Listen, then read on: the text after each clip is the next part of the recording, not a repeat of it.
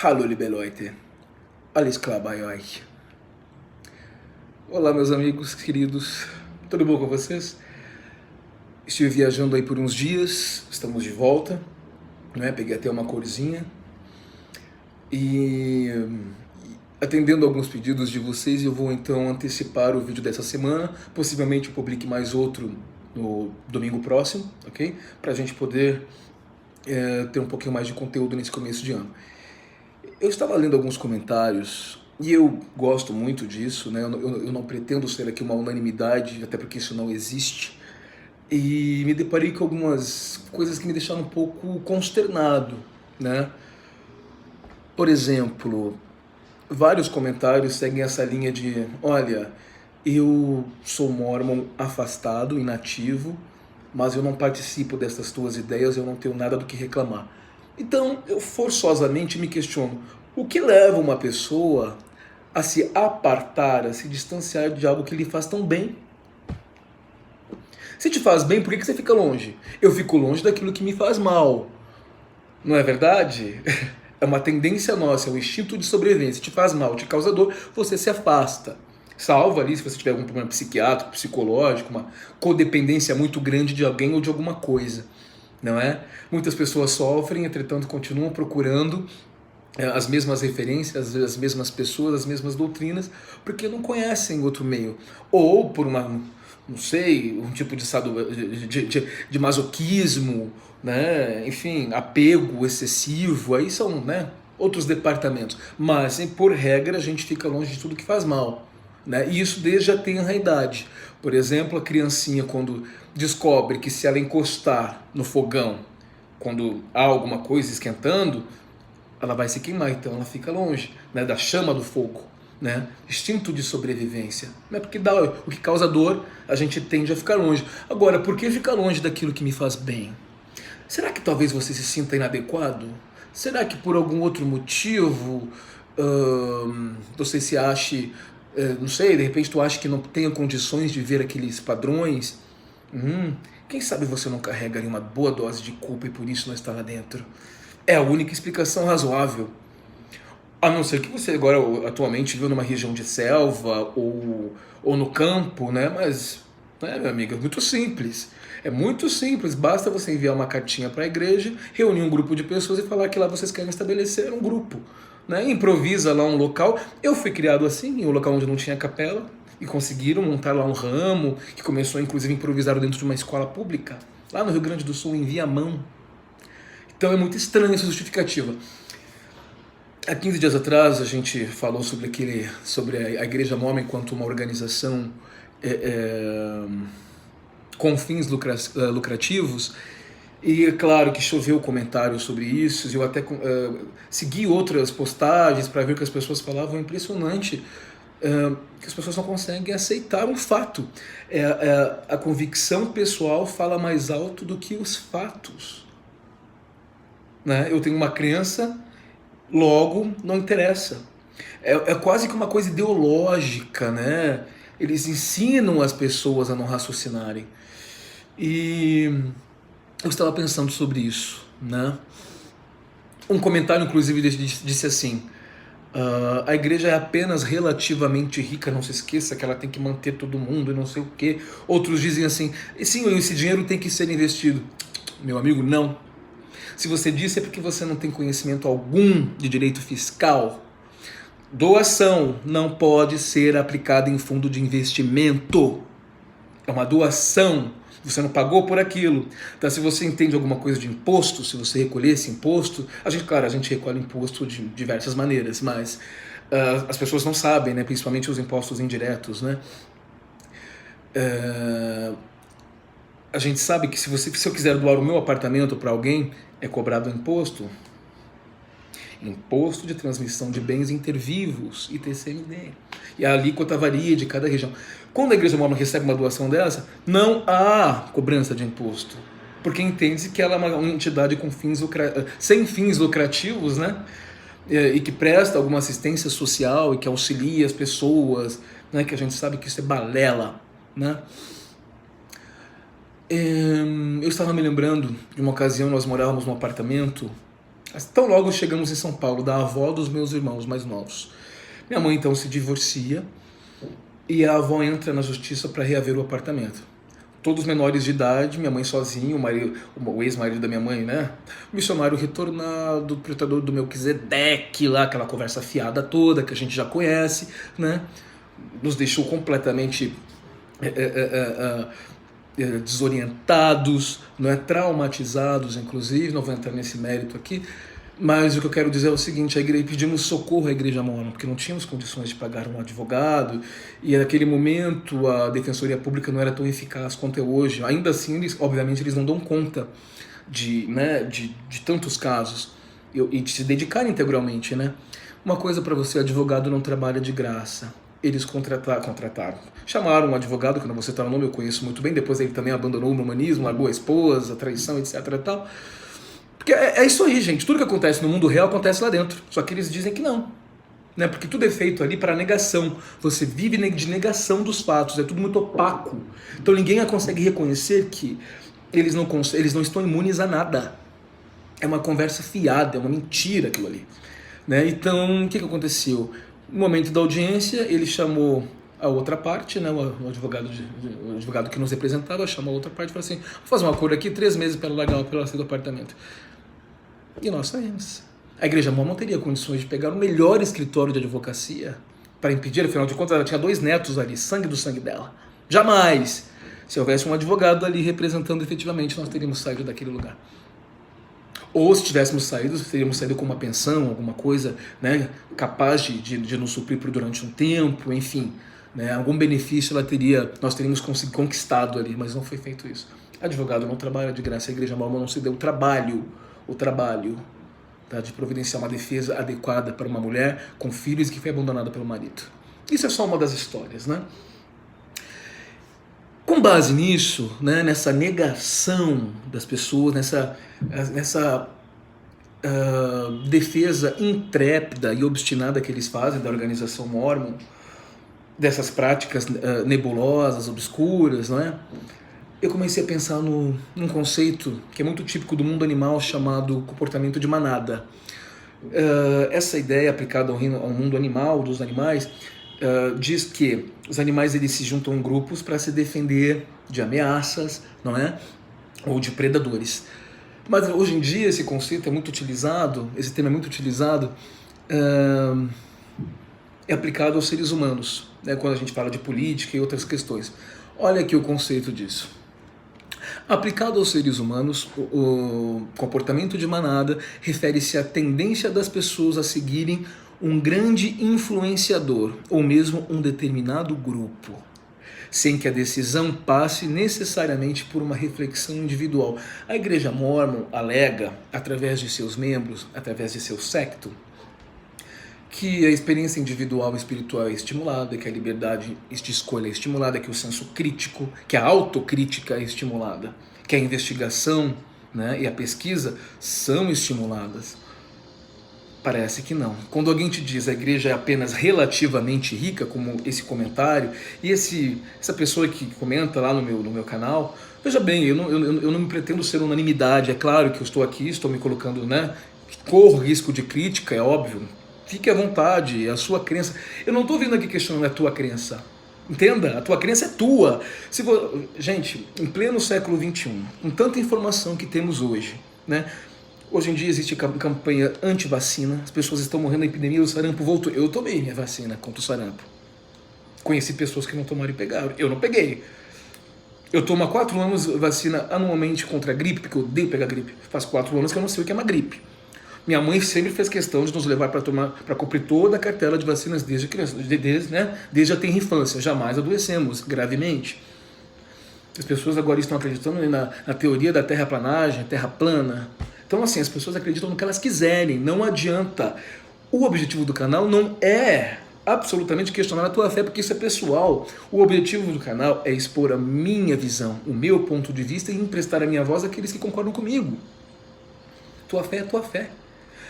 A questão aqui é que o teu ponto de vista tem mais valor do que o meu, porque você é o dono da verdade, você é mormon, que me escuta, que muitas vezes me chama ao arrependimento nos comentários, e aquele ar de piedade, olha, cuidado que o último dia está aí, você vai ser julgado, você está enfraquecido, destruindo o testemunho das pessoas, volte logo. Meu amigo, você não é obrigado a me assistir. Eu não estou indo até você. É interessante quando a gente começa a abrir a cabeça para certas coisas. Me desculpa se eu perdi um pouquinho o foco, mas é porque hoje eu tô assim com a cabeça a mil. Quando eu era mais adolescente, comecinho da adolescência, tá? Eu fui convidado por um colega a ir a uma igreja de orientação evangélica. Eu nem sabia que era evangélico, eu sei hoje que é, né? Porque eu não conhecia nada no seu mormonismo, na verdade. A nossa referência única de vida era o mormonismo, porque nós éramos pessoas humildes. Tá entendendo? Pessoas humildes, a gente não sabia nada. É muito fácil enganar uma pessoa humilde. Elas são facilmente... sucumbem muito facilmente a qualquer tipo de conversa fiada. É muito simples, porque não tem critério, não tem espelho para nada.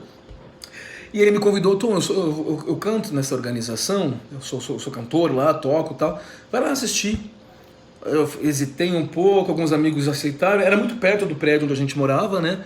Falei, vamos aqui na rua de cima, aqui na quadra, uma quadra de distância, por que não? Mas eu já estava um pouco apreensivo, porque afinal de contas, opa, e agora? O que eu estou fazendo na igreja dos outros? Eu sou mormon, a igreja verdadeira, única, ai que horror. Muito bem, eu entrei. Era uma igreja improvisada, essas típicas desses bairros, né, periféricos, num galpão, né, então aquelas cadeirinhas e tal, tudo muito humilde, à frente um pequeno púlpito onde tinha uma pastora e tal, e uma banda. Adorei. Eu vou dizer para vocês que eu adorei aquilo. E eu ficava me perguntando, que horas que eles vão falar do inferno, que horas que eles vão falar de pagadismo, que horas que eles vão falar... Naquele dia, especificamente, que dia que eu fui, eu não escutei nada disso. Falaram do amor ao próximo. Você podia bater palma quando a banda tocava. Agora a pastora dizia, abraça o teu próximo, deseja a ele uma boa semana. E as pessoas estavam abertas, isso mexeu com os sentimentos bons que a gente tem. Eles não disseram, nós somos a única igreja verdadeira, portanto, no máximo que você tem que fazer é respeitar os outros aí, mas também não se junta, tá? Fica em casa, se enfia lá dentro, não olha pra cara de ninguém, acabou. Leia o livro dos Mormons, sai pregando por aí que você é o Senhor da verdade, não é? E eu fiquei muito impressionado. Primeiro que passou muito rápido, era o que eles chamam de culto, né? Eu acho que durou 45 minutos, uma hora. Não eram 3 horas que eu era obrigado a ficar enfiado lá na igreja dos Mormons. Além do que eu chegava mais cedo e ainda saía mais tarde, porque eu tinha inúmeras responsabilidades lá dentro. Eu fiquei pensando, falei, nossa, eles não falaram do diabo, não falaram do inferno, não falaram de nada. Cheguei em casa com um sentimento de culpa tão grande, mas tão grande, que eu ajoelhei lá, que tem que ajoelhar, tem que se matar, tem que se humilhar, porque esse Deus deles é de uma vaidade absurda, né? Ele precisa que você se humilhe, ele precisa que você se coloque numa posição de servo. Como é que eles te ensinam? Como é que é servo imprestável? Você não passa de um servo inútil, então humilhe-se, porque tudo que você tem é o que te dei. Não precisa, não é possível. Não é possível que Deus seja isso, gente. Não tem cabimento, Deus ou os deuses, né? Faria um vídeo sobre as minhas crenças atuais. Tudo isso para dizer que recentemente eu estava assistindo alguns documentários, me informando mais, abrindo a cabeça para mais algumas coisas. Encontrei uma senhora chamada Mãe Márcia de Obadulaye, uma mãe de santo de uma igreja, de uma organização de matriz africana, candomblé.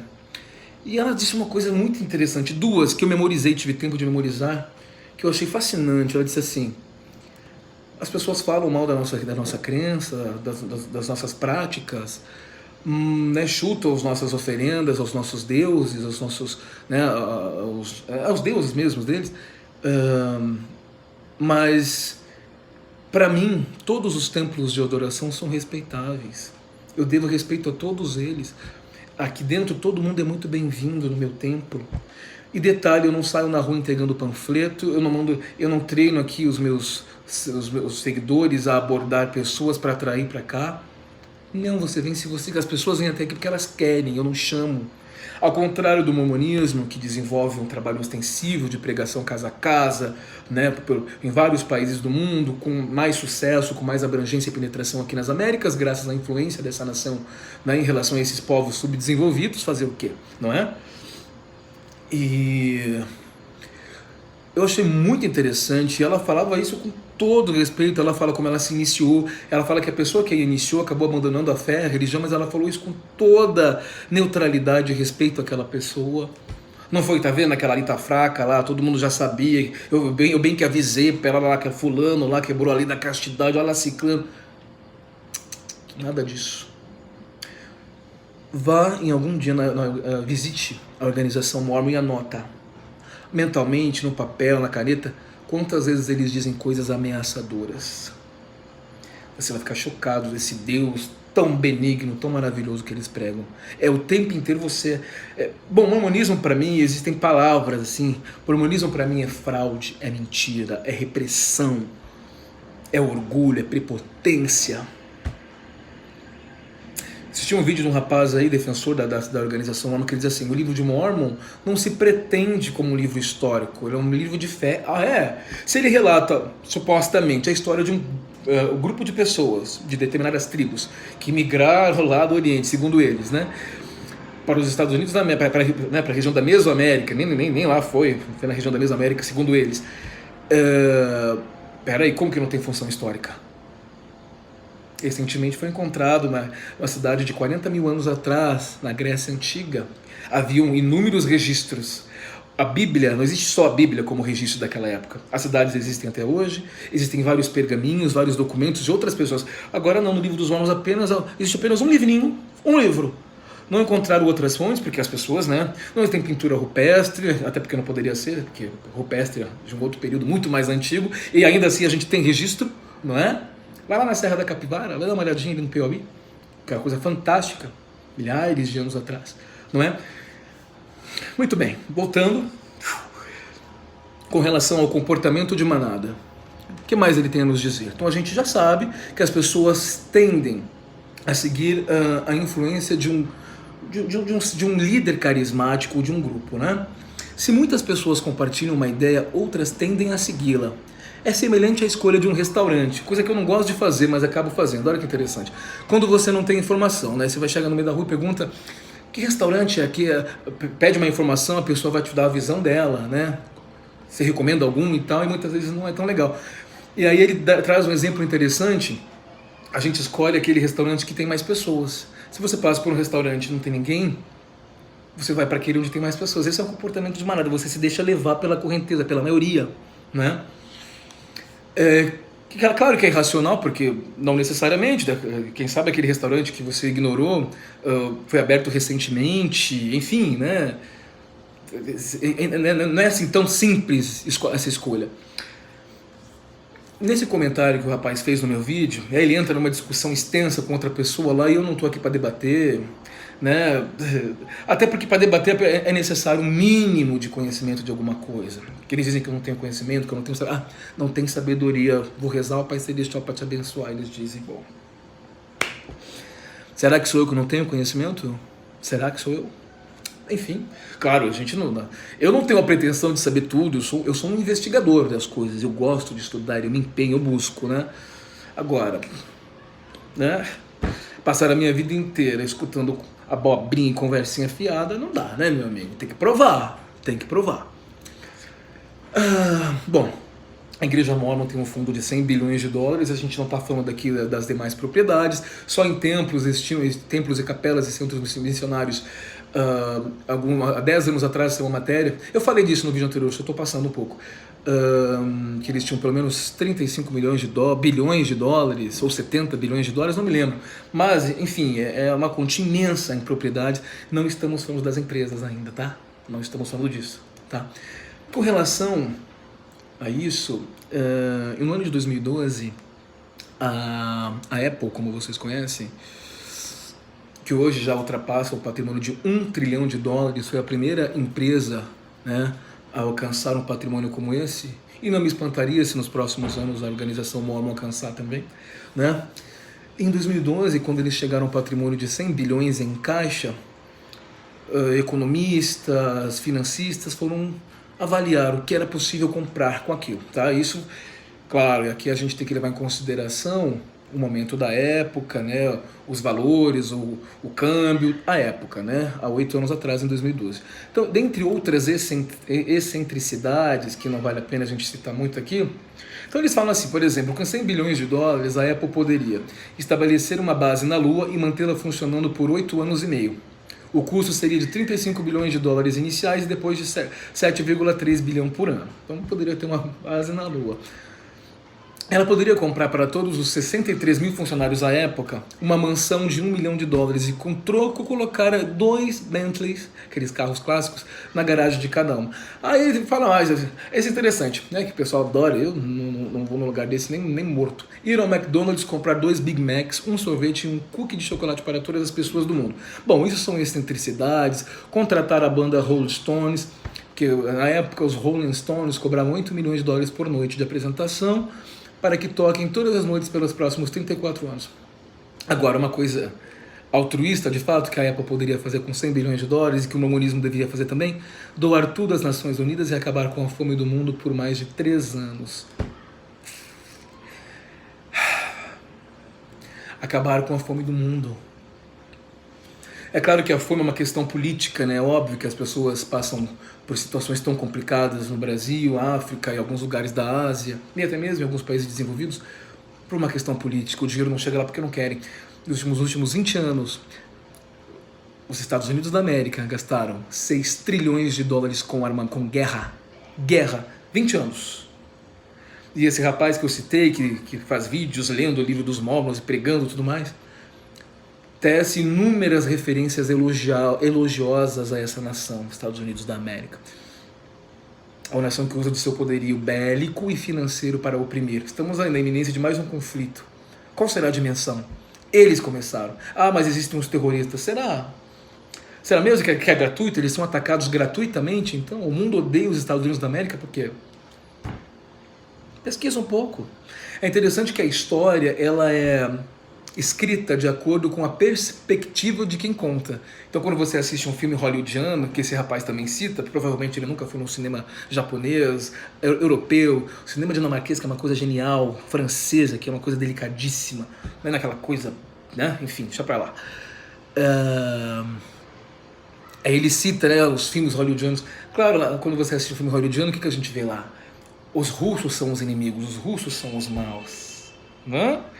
Será que é assim? Quando a gente assiste aqueles filmes de Bang Bang antigos, minha mãe gostava muito, eu achava que os índios eram maus. Eu era gurizinho, eu não sabia. Aquela terra era deles. Lembra da Guerra do México? Aqueles territórios que eles anexaram posteriormente foi fraude. Eles criam razões para invadir países, para roubar, para se apropriar das riquezas. E esse rapaz Mormon, que é estreia, que mora lá, inclusive, né, que estuda na Brigham Young Universidade, que eu jamais estudaria num lugar como aquele, né, se desdobra em elogios a essa nação opressora, desrespeitosa e dona do mundo, porque eles têm poderio bélico. 6 trilhões em 20 anos poderiam acabar com a fome do mundo e fazer esse lugar um planeta habitável finalmente para todos. Saiu também na UOL, com 10 bilhões de dólares. 10 bilhões de dólares é a estimativa que a ONU vai precisar para esse ano de 2020 para minimizar a fome avassaladora em lugares da África, Ásia. Tá, 10 bilhões de dólares no ano. Eles têm um fundo de 100 bilhões, os Mormons. Um único fundo, eles têm outras inúmeras frentes de investimentos. Tá bom? Bom, pensando nisso, sobre o comportamento de manada, sobre essa ideia de uma obediência irrestrita a alguém, eu estava analisando, fiz uma busca sobre essa coisa desse fundo multibilionário que foi mantido, segundo a denúncia, com o dinheiro desviado do dízimo, tá? E eu encontrei a história de um casal que se converteu ao mormonismo em 2010. Ela se chama Evelyn e ele Michelle, né? Então eles contam aqui, eu vou dar uma parafraseada, né? Ela estava preocupada com o marido dela, que não se filiava a nenhuma crença e tudo mais, né? Então eles conhecem o mormonismo, então eles buscam um bispo que se chamava César Orellana. Todos os links estarão abaixo do vídeo. Eles dizem que eles viram mudanças em suas vidas após o batismo e tudo mais, não é? O que acontece com esse calor aqui? Eles se aproximam do bispo e dizem assim: nós queremos pagar o dízimo, mas não sabemos como, porque a nossa situação é sempre muito apertada e não sobra, né? O bispo então redarguiu, né? Explica que o dízimo representa 10% de seus ganhos, né? E esse homem então, o casal, mas não dá, senhor, seu bispo, a gente não tem dinheiro. Nessa época só a Evelyn trabalhava, um dos cônjuges apenas trabalhava e o marido estava desempregado. E eles falam: a gente sempre fica sem dinheiro, o que vamos fazer? Olha o que esse bispo respondeu. Coloca tudo que a gente vem falando aqui sobre o comportamento de manada, sobre obediência cega, porque a obediência é a primeira lei dos céus, te prometem rios e fundos de promessas e tudo mais, e na prática isso não acontece. Olha o que ele diz: o Senhor fez muitas promessas. Aí ele leu as escrituras, ele teve toda aquela evangelização, cara, ele fala assim, o bispo então olhou para eles depois dessa palestra e disse: se pagar o dízimo, atente-se a isso, porque isso me aconteceu, e eu vou explicar. Se pagar o dízimo significa que você não pode pagar por água. É inacreditável, olha, é inacreditável. Ou eletricidade, pague o dízimo. Se pagar o dízimo significa que você não pode pagar o aluguel, pague o dízimo para você que não é propriedade. Pague o dízimo. Mesmo que pagar o dízimo signifique que você não tem dinheiro suficiente para alimentar sua família, pague o dízimo, o Senhor não te abandonará. Há 20 anos atrás, minha família era uma família muito pobre, como vocês já sabem, né? Minha mãe foi orientada a fazer isso. Ela não tinha dinheiro para pagar a conta de luz. Então nós ficamos 3 meses tirando dinheiro da conta de luz para pagar o dízimo. 20 anos atrás, 1999 mais ou menos, me lembro como se fosse hoje. E eu olhava aquilo, 1 mês se passou, 2 meses se passaram, 3 meses se passaram, nossa energia elétrica foi cortada. A igreja nos socorreu depois de 3 meses, depois que a energia elétrica foi cortada? Sim, pagaram nossas contas. Detalhe, nós não precisaríamos passar pelo constrangimento de bater na porta de um bispo e pedir dinheiro para ele, porque nós tínhamos, só que nós fomos pagar o dízimo. Os nossos vizinhos zombando de nós porque nós não tínhamos como pagar a nossa energia elétrica. Aqui em casa chuveiro é a gás que vem da rua, né? Mas naquela época era chuveiro elétrico, né? Então quer dizer, eles esperam você se afundar, prestam um auxílio mínimo para você, mas continuam ali, te esfolando. Pague o dízimo. Este valor essa quantia deve ser destinada prioritariamente. Teu filho está doente? Dane-se, o Senhor proverá. O Senhor não te abandonará. Comportamento de manada. Obediência cega, obedeça e serás recompensado. É muito triste, não é? É muito triste. Alguns anos atrás, deixa eu ver em que ano ele postou isso aqui. Aliás, essa matéria agora do abril de 2019, de N. Eldon Turner, alta liderança mormon. Olha o que diz esse texto. Mormons são institucionalmente estimulados à obediência cega a seus líderes eclesiásticos. Mormons são ensinados que a obediência é a primeira lei do céu e, portanto, o princípio mais importante de sua religião. Membros da Igreja de Jesus Cristo, são orientados a ignorar suas próprias consciências, seus instintos e seu julgamento pessoal e apenas obedecer ao presidente da igreja, sem hesitação ou questionamento. Daí depende-se, como a gente é orientado, né, que o profeta pode estar errado, o líder pode estar errado, mas você deve obedecer. Logo, Deus não vai te recompensar porque você usou de senso crítico, você soube distinguir o certo e errado. Não, você vai ser recompensado por obediência cega. Se está certo ou errado não interessa para Deus. E aí é interessante, né? Porque derruba totalmente aquela ideia de que se o líder não estiver praticando o que é certo, ele será destituído. Não, estão dizendo que você deve obedecer mesmo que ele esteja errado. Interessantíssimo isso. Veja como a coisa não encaixa. Veja o que é a cegueira que as pessoas ficam imersas, porque elas são proibidas de pensar. Então elas são robôs. São bonequinhos, títeres, fantoches, vão fazer o que eles mandam.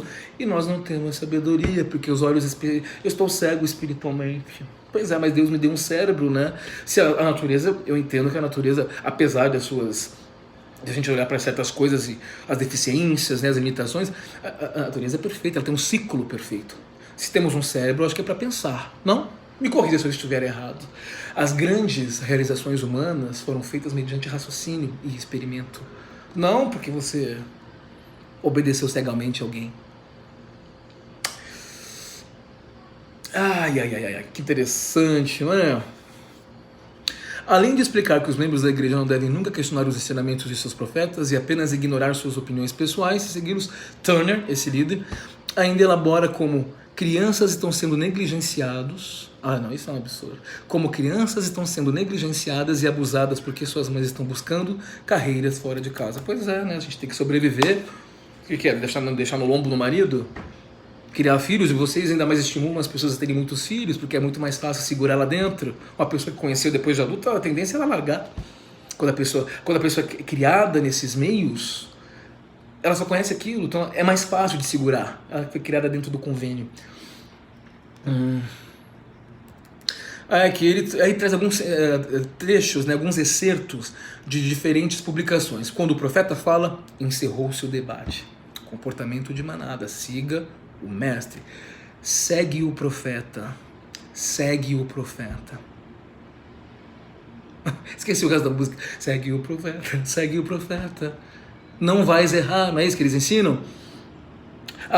Segue o profeta sem hesitar. Segue o profeta, não vais errar. Musiquinha da primária. Segue o profeta sem hesitar. Só pra gente finalizar, que eu acho que já ficou um pouquinho, eu vou ter que pular algumas coisas, mas os links estão lá. Esse ponto aqui eu acho muito interessante. É tolice supor que os homens podem ser deixados à própria sorte e realizar o que Deus pretendia para eles. Isso é tão irracional quanto seria deixar um bebê recém-nascido sozinho e esperar que ele aprendesse a andar e falar e se alimentar e se vestir sem a ajuda dos responsáveis por seus cuidados e treinamento. Deste modo, logo pereceria. Ou seja, você é um homem adulto, né? Instruído, capaz, tem sua profissão, tem sua vida, mas você não pode guiar-se por si próprio. Você precisa de um guru, de um mentor espiritual.